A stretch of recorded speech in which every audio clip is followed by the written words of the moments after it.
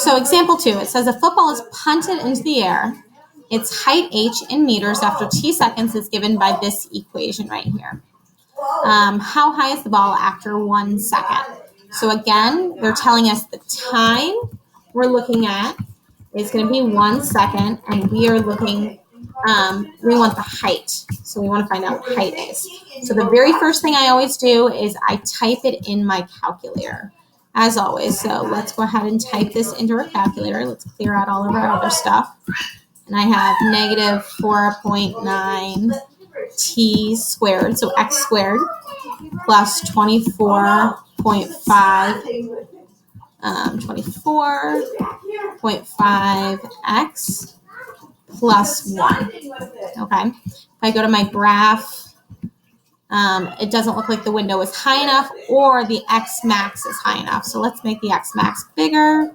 Let's make it 10, and let's make the height go all the way up to, I don't know, let's try 40. 40 looks great. And we want when the time is 1 second. Okay, so if time, remember we said, is our x. So why don't we go to the table since it's an x value. Anytime it's an x value, we can go to the table. Anytime it's a y value, we should just type it into y equals and see where they intersect. So let's go to this table. And at 1 second, it is at 23.6 feet. So this is actually 23.6 feet. So the ball is 23.6 feet off the ground after 1 second. Okay, so the next problem says find the maximum height of the ball to 1 decimal place. So the maximum height is the vertex, okay? And because it wants how high, it's actually the y value of the vertex. If it asked when, it would be the x value. So let's go to second trace. We're going to do maximum, number 4.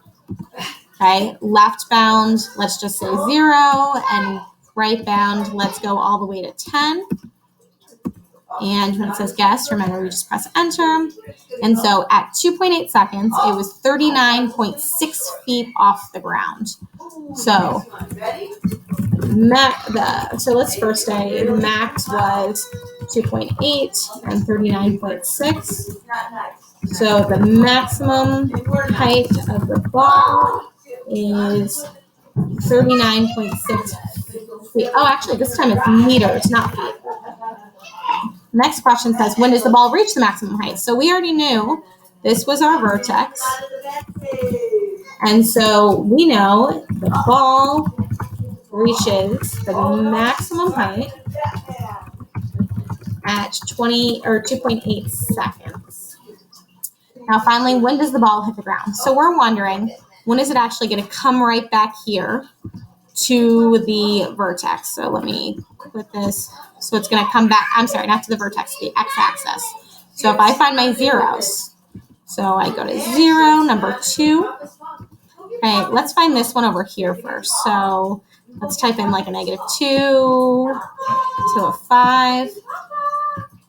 And the first one is at a -0.03 seconds. So that's definitely not my answer because they can't have negative time. So it must be this one over here. So let's try that again. So second calc, let's type number 2. Let's say left bound is like 1, and the right bound, let's put it as 10. Okay, and I guess, so we got 5.648 seconds. And again, we always just round to the nearest tenth.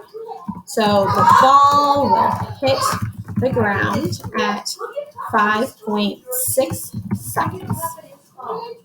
Here, Papa. Go give it to him.